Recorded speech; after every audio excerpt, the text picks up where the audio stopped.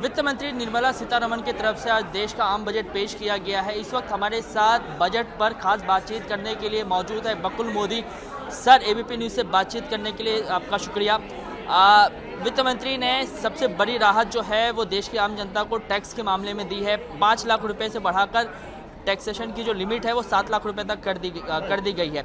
इसको लेकर पहली प्रतिक्रिया आपकी क्या है? ये अच्छा ही है। जो मिडिल क्लास ग्रुप है 3 lakhs to about 15 lakhs तक तो उनके लिए फ़ायदा ही है।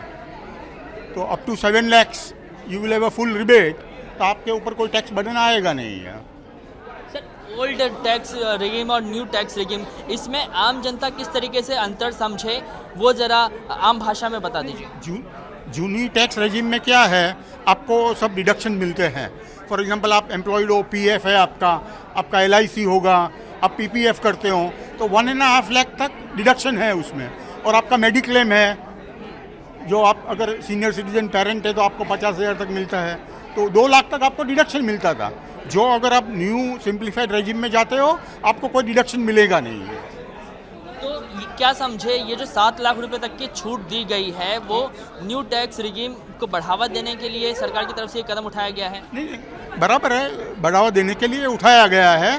बट कौन सी रेजिम बेनिफिशियल होगी, it will depend upon individual to individual. क्यों कितना डिडक्शन ले रहा है उसके ऊपर डिपेंड होगा। But what I am trying to say, overall middle class will stand to benefit.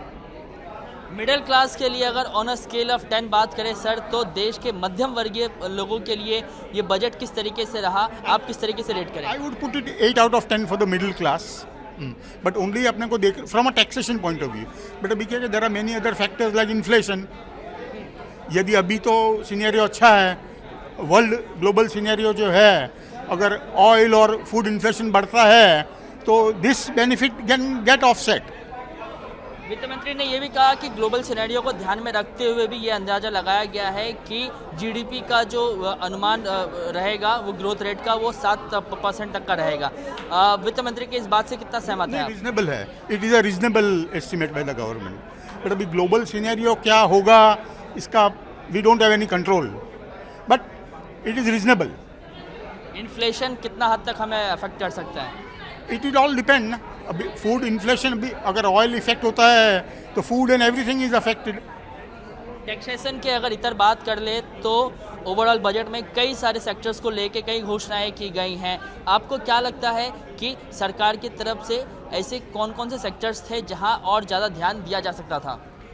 नहीं, ओवरऑल इकोनॉमी की एंगल से इंफ्रास्ट्रक्चर, एग्रीकल्चरल और एजुकेशन में तो ध्यान दिया ही है। बट अगर 2-3 एरिया में अगर जो एक्सपेक्टेशन से आई नहीं है, जो मैंने बताया कि फॉर एग्जांपल अभी कंपनी है, मैं कंपनी में बिजनेस करता हूँ, मेरे को I am liable to 25% 25% tax.